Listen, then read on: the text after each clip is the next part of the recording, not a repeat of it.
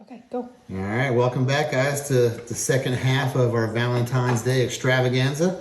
Not sure about you, Forrest, but I think of Valentine's Day as a couple, as a husband, wife. Obviously, Louisa loves chocolate. And keeping with our theme of finding things that are pretty challenging, maybe intimidating, scary, whatever, we're going to do a chocolate souffle. Something you're going to pay a lot of money for in a restaurant. Something you're going to wait probably a half hour for in a restaurant because you can't make them ahead. So we're going to go through that process of how to make a souffle. For me, the best part of a souffle is the amazing creme anglaise, or the sauce that goes with it. We're going to actually fortify that with, if you're going to go high end with chocolate, we're actually using a Godiva white chocolate liqueur. We're using Godiva milk chocolate in our souffle as well. And we're actually going to pair it with, I'll let you talk about our beer. Yeah, so this beer comes from Green Bench in St. Petersburg. It's called Coffee Pot Bayou, and this is the last of the 6-pack that I bought yesterday. So it's really good, and Paul told me to buy a stout to go with this, and it's a pretty good stout. It's a pretty crappy weather day today as we're filming, and this goes pretty well. And you know, the Godiva chocolate, Tanya likes chocolate too, and as a matter of fact, she and Louisa were sampling the quality of the Godiva chocolate liqueur before this shoot, so you know it's quality stuff. They may or may not be in our cappuccinos. Yes, allegedly. So, and to Forrest's point, the reason I wanted to pair a stout with dessert, typically we don't think of beer for dessert. Typically we don't think of wine for dessert. We think of liqueur, which is the Godiva, which will be in our sauce, right? But in keeping with our theme of using great local breweries, great local brews, coffee and chocolate go hand in hand together. It's a match made in heaven. This particular beer, the Coffee Pot Bayou from Green Bench, is a lighter stout. Yeah. Very easy drinking. It's not heavy. Whereas dessert's going to be a little bit in the heavy side, so it's going to go very, very well. So what we're going to do, we're going to break it up in kind of a few stages. So souffle is basically a chocolate mixture, or at least this version, a chocolate mixture that's going to be have a meringue folded into it. That's going to make it rise in the oven, and we're going to make our sauce. So we're going to start with prepping our ramekins. And we're going to. What's a ramekin? So a ramekin sounds like to me, it always sounds like a type of knife. It looks like a cut. It is. It's basically a cup. So a ramekin is going to be typically this shape, straight sides, and typically what you see in a restaurant, a ramekin is like, hey, I need a side of ketchup with my burger. You know, they're going to bring out a little cup. Mm-hmm. That's a ramekin. You know. Okay. This is a bigger version of it. You can classify it as a souffle dish, a souffle baking dish. So I mean, you see like creme brulees or whatever. You could do creme brulee in this as well. Individual. Yeah, it's a little bit deep for creme brulee. Creme brulee would be about half the height, but it'd be the same shape. Okay. Maybe just a little bit wider. But we're gonna, as I said, break up in a couple stages. So we're gonna prep our ramekins, or souffle cups, and all that's gonna entail is we're taking some butter and some sugar. We're gonna smear some butter on the inside. We're gonna coat it with sugar, and what that's gonna do, when we make our batter, put our batter in there, it's going to give the batter, it's not going to give the batter a chance to touch the sides. So when it's baking, it's not going to stick to the side of the ramekin. It's actually going to keep rising. And it'll actually be about this high over the top of the cup when it comes out of the oven. So we'll get those ready. We'll make our actual batter. So it's going to be the chocolate and eggs divided, some sugar and some vanilla and butter. And while we get all that working in the oven, we're gonna make our delicious sauce. So creme anglaise is basically a fancy French term for the mixture that goes into ice cream before you churn it. It's basically the same thing. So it's cream, eggs, sugar, and we're gonna use fresh vanilla in there. And we're gonna finish it with our Godiva liqueur. And that's gonna be used to pour into our souffle when it comes out of the oven. So you ready to get started? Yeah, let's do it. All right. All right, so we're preparing the ramekins. Ramekins. Yeah, we're just gonna take a chunk of butter and smear it all over the inside. Yep, the bottom as well. And the bottom.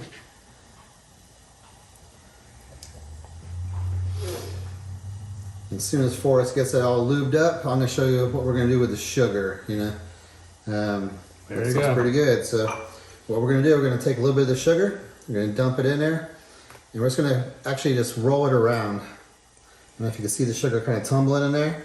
We're going to get it all along the sides until it's basically gone, you know, and there'll be no extra sugar at that point. But if you look in there, its inside's fully coated. That's, like I said, it's going to prevent the batter from sticking to the sides and give it a chance to rise out of the dish. So butter over cooking spray. Yeah, So why wouldn't you use cooking spray? butter tastes better. Of course. That's the only reason. I think if you're going to make a really elegant dessert, you're going to want to go through the trouble of doing all the right steps, right? All right, so that one's ready. Yeah, just to me, there's no better flavor than the natural butter. I mean, especially in a pastry, right, or a dessert. The way it feels in your mouth as well, it evaporates, kind of melts in your mouth. Whereas like some of the other fats or oils kind of leave that sticky, kind of filmy mouth feel, which is not very pleasant. I don't know if you ever had like the buttercream from the store that's made with shortening. And that film never leaves your mouth afterwards. Oh, that's disgusting. Yeah, so we definitely want to have that feel of like, hey, we're having this really amazing souffle, and I can't get the fat out of my mouth. That's pretty not fun at that point.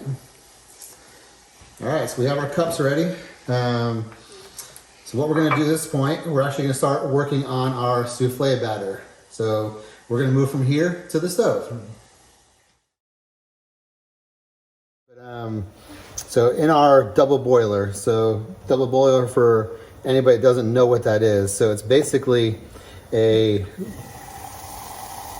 pot of boiling water with another vessel on top, so double boiler. And this is really going to control the heat underneath, and it's not going to burn our chocolate, it's not going to burn our butter that's melting in here together. It's really going to control the heat that's inside and make it really stable. So we're going to let it melt for a little bit, and we'll come back and check it. It's pretty warm on the outside, but it's not like scorching hot, right? Right, yeah, it's not as hot as the pot right below it. Correct. And that's the whole mechanism behind it. We really want to control the heat underneath and not heat it up too fast. So while this is melting, we're going to come back over to the other side, and we're going to start working on our meringue, or our egg whites are going to get folded into here. All right, so we have our butter and chocolate that is melting together over our double boiler. While that's melting, we're going to start working on our egg whites, whipping those together because it's going to take a little while. We're going to do it the old-fashioned way. We're going to do it by hand. You could do it with a mixer. I like to do, especially in small quantities, by hand because you can really feel what's happening. You can feel the texture. You're, I think, in more control of the speed of how fast or slow you're doing it. And I think too that doing it by hand, it turns out a better product. A product that's not going to deflate, it's not going to curdle the eggs where they're going to break. And to help ensure that, we actually have some cream of tartar as well that we're going to add to our egg whites. Cream of tartar, if you don't know what it is, it's a white powder, obviously. Not cocaine. Yep. What's that? Not cocaine. Not cocaine, not for snorting, as far as I know. Can it be used to cut cocaine? Maybe. It might be a little side hustle for us, you know. Okay, all right. See how that goes. But This is almost as good as the Milli Vanilla Ice Yeah. tangent. so saw a really funny Milli Vanilli themed meme this week, talking about in the light of Joe Rogan being pulled from Spotify, and Neil Young and Crosby, Stills and Nash pulling their music from Spotify. Milli Vanilli has decided to pull other people's music as well because they don't have their own. So we'll see how that goes. But anyways, cream of tartar, what it truly is, so it's actually a byproduct of winemaking. Tartaric acid is something that occurs naturally in grapes.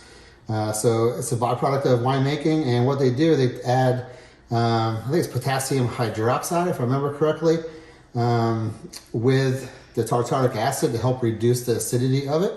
And when they do that, it actually crystallizes inside of wine barrels. And that's where that comes from. Interesting, useless piece of knowledge. Not useless. But cream of tartar is used as a stabilizer for egg whites in the whipping process, as it helps to prevent some of the proteins from sticking together and makes it nice and fluffy and kind of glossy. Also used in preparation of a lot of cookies, as if you want a really chewy cookie like a snickerdoodle or a chewy chocolate chip cookie, you're going to add cream of tartar because it helps prevent sugar from kind of doing the same thing. Helps prevent sugar from crystallizing really quickly, so you end up with a nice soft chewy cookie that's kind of pale at the same time. No taste though. Is there a taste? It has a little bit of tangy texture. It is an acid, so it has a little bit of tang to it, which is fine. One thing I wanted to point out, if you can't find this, like I had trouble finding it at Publix this morning, quantity for quantity, you can use 2 parts of lemon juice to replace 1 part of cream of tartar. Both acids, they're going to do virtually the same thing. This is a better product for egg whites because it is more stable. But in cookies and pastries, they're interchangeable. So we're going to start with our egg whites. 3 egg whites that we separated from 3 yolks. Add that to our pan, or not pan, but bowl. And we're going to start whisking. So really important for whisking egg whites is that we make sure our bowl is really clean. No fat in there, no fat on our whisk. If the egg whites are a little bit warm, room temperature, they're gonna whisk faster. So we're gonna start whisking that. So those egg whites weren't from the fridge, were they? They were not. So this is gonna take a little while. We're gonna add our 1/8 teaspoon of cream of tartar. So that's not very much. So just a little bit in your hand. Maybe just maybe the same amount you're gonna snort. I don't know. Allegedly, I don't know what's going on. But Feel the burn. feel the burn. I like that. I'm gonna put that on our T-shirt. It's gonna be awesome. I'm pretty sure that already happened last election cycle. Yes, I'm pretty sure it did. So while Forrest is, we're gonna give this probably about 5 minutes. It's gonna take a little while for Forrest to get this going. Once it gets to the stage where it's kind of fluffy looking, we're gonna start adding a little bit of sugar to it. And a little more until that mixture is really stiff. So Come on, Pablo Escobar, give me the energy I need to make this exactly. Maybe you should have bumped the line first. We don't know. But when we talk about meringue and like soft peaks, stiff peaks, so basically when you get the soft peaks and you take a scoop out with your whisk, it's gonna the little point on the top of the peak or side peak is gonna, when you pull to the side, it's gonna fall over. Stiff peaks, it's not gonna fall over at all. We're going to keep whisking until we get to the point where it's not going to fall at all. So let's let Forrest do his work. I'm going to enjoy my beer for a while, watch him sweat, and maybe I'll check on the chocolate as well. Forrest did a great job, like 77 minutes later on the meringue. We'll get some of the sweat off there. Our executive producer approves. Yes, exactly. He's saying, move your ass. That's what he's saying. But right, Dudley? I agree. So you can see the nice stiff meringue. We have our chocolate and butter that's melted together. So the 3 yolks from the whites that we separated earlier, we're going to mix in with our chocolate. So we're just going to pop the yolks, mix it all together. It's going to look kind of like really thick cake batter at this point, right? So Forrest was asking earlier about how we're gonna fold this in to our mixture. Different schools of thought. And for me, in my school of thought, traditionally you gotta take a bit, fold it with your spatula, take a bit, fold it with your spatula. We're gonna do that. But the first little bit, we're gonna do with our whisk, because we really wanna get that base combined. So we're gonna take a little bit of that meringue, about 1/4 of it, right? And we're just gonna mix it right into that batter, right? You can actually, if you listen, you can hear the air inside there, you know? So, You don't have to temper your eggs or anything, right? no, we don't. That's going to be the next part with our sauce that we're going to temper our eggs. So we'll get rid of the whisk now. And we're going to take another quarter of our meringue, right? And we're just going to fold it on top of itself. And the reason we're doing this gently, all that 77 minutes worth of air that Forrest put into those egg whites, we want to keep. My forearms are tired. Feel the burn, you said it earlier. So we're going to keep folding it in. It doesn't have to be 1,000,000% totally folded in, because we're going to keep adding a little more, right? Gonna do another fold, and we'll pass this over to Forrest. And just keep folding it in. All right. Well. So why do we fold? Keep it, all that work you did putting air into here, we want to make sure we don't deflate out of here. Okay. So if we stir it up really fast, all the air is going to come out. Kind of like we heard the air coming out with the whisk in the first batch, or first round of the meringue going in. So how do I know when it's time to put the next set in? When it's about 85% combined, we're going to add a little more. And then I just, Yep. what do I do with the lumps? Just keep folding. And the lumps eventually break down? They will. Okay. Wow. All right, so let's scrape that spatula off. We'll get the rest of the meringue out of the other bowl. Scrape it all in, and that'll be our last fold.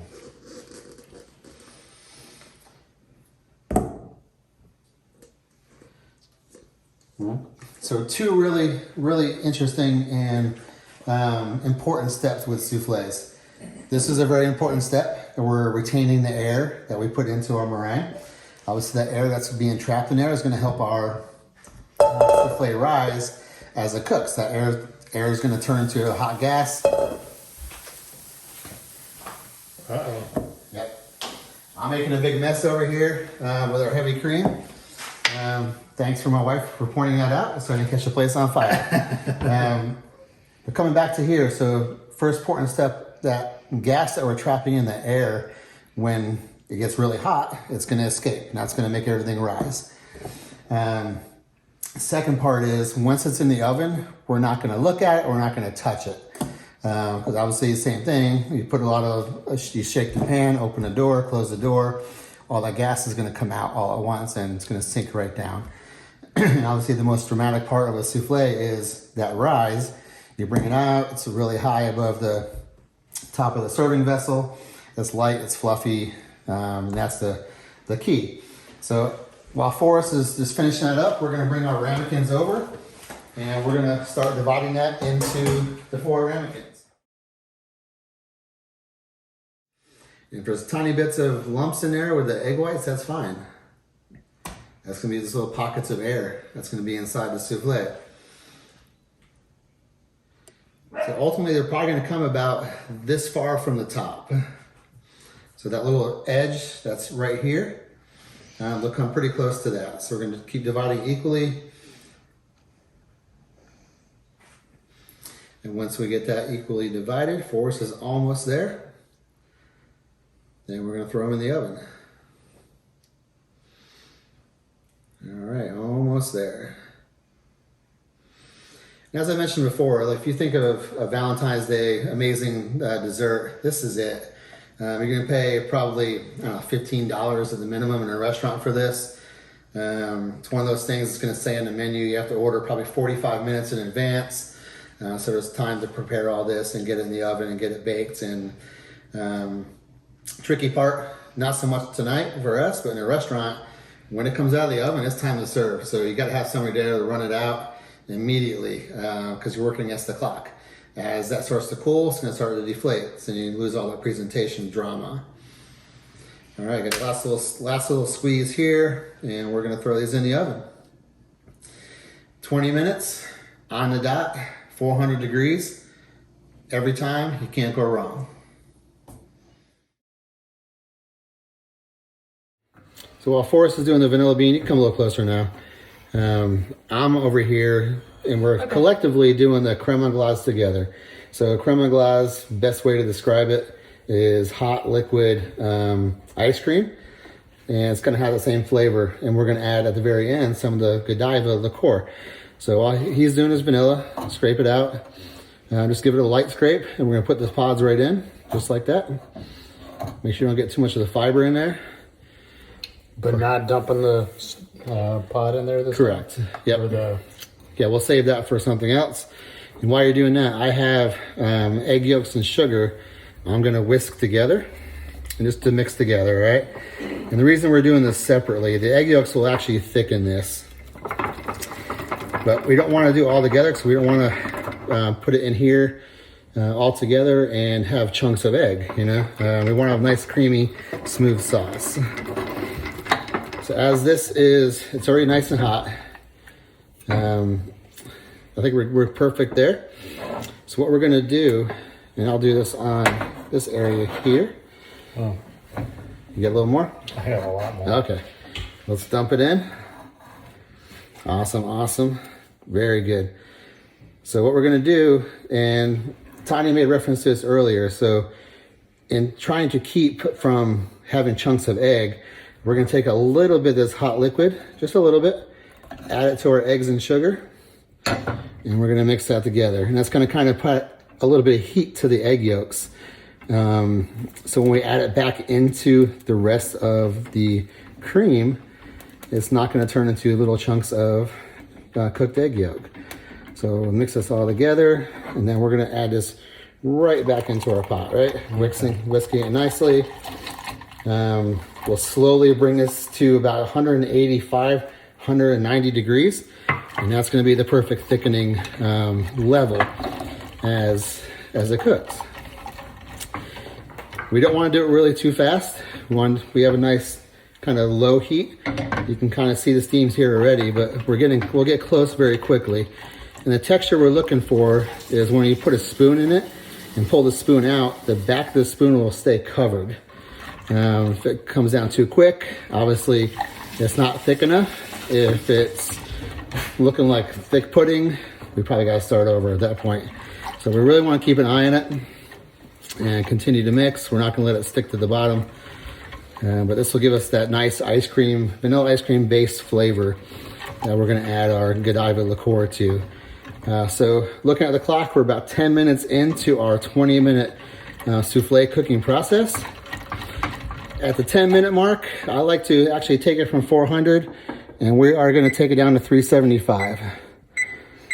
And the reason we do that, so that initial burst of 400 helps it to rise, whereas that backbone of 375 is not going to caramelize it too fast, but it's going to help cook it all the way through. Okay. So as this keeps cooking, we'll come back in about 9 minutes now, and we'll have our nice, beautiful sauce. We will have our soufflés. We'll wait till we come back from our beer break here, and we'll add our liqueur at the end. All right. All right, so we're getting close. We got about 2 minutes for those soufflés come out. So we have our creme anglaise base, right? So our basically hot liquid ice cream at this point. It's basically a thickened vanilla custard sauce. Yes. Sorry. Not sure what language that was, but That was Austin Powers. Hot liquid. so we're gonna add a little bit of our Godiva white chocolate liqueur. And what's different with desserts, typically in savory applications for adding rum or something like that, we're gonna cook out the alcohol. Desserts, it's okay to leave it in. It's okay to have a little bit of alcohol burn, you know. So we're gonna stir that in.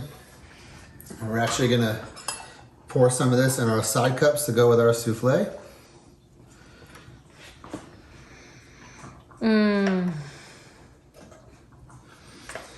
And while the souffle is finishing up this very last minute, we're gonna put some whipped cream on our plate.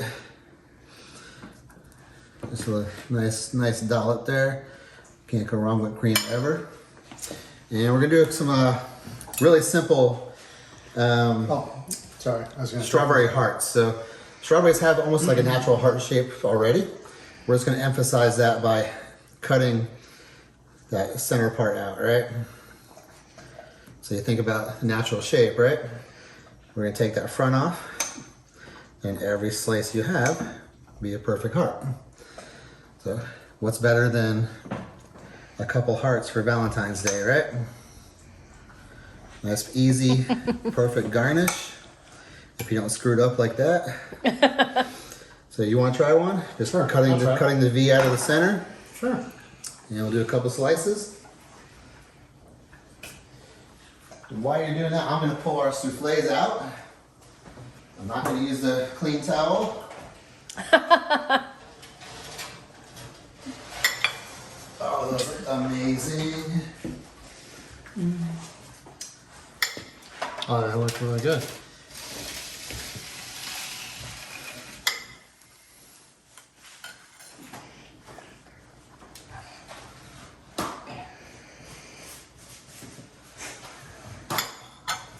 All right, so while Forrest is finishing that up, I'm going to do the most challenging part of souffles is getting these hot ramekins to the serving dish. So I like to use paper towels because if they get dirty, I can just throw them away. We're going to put that right on. Wow, they're beautiful. Put that right on. And there you go. We got two perfect souffles. Nice and chocolatey. You can smell the chocolate in the air. We have our coffee pot stout, coffee pot Bayou stout from Green Bench to go with it. And let's give it a little taste. So traditionally, you're just gonna poke a little hole right in the center, right? And we're gonna pour that sauce right in. Fill it right up. And you'll see it deflate pretty quickly. So we just add a lot of weight in there, right? And let's give it a nice little taste. Oh, wow. Don't burn your mouth. It's gonna be 400 degrees. Man, it's good. Forrest is struggling over there. Cheers to Green Bench. Cheers to Valentine's Day. We love our wives. Hope we have a great day of Valentine's Day together. Absolutely. Everybody enjoy the holiday. Love you guys. Love you.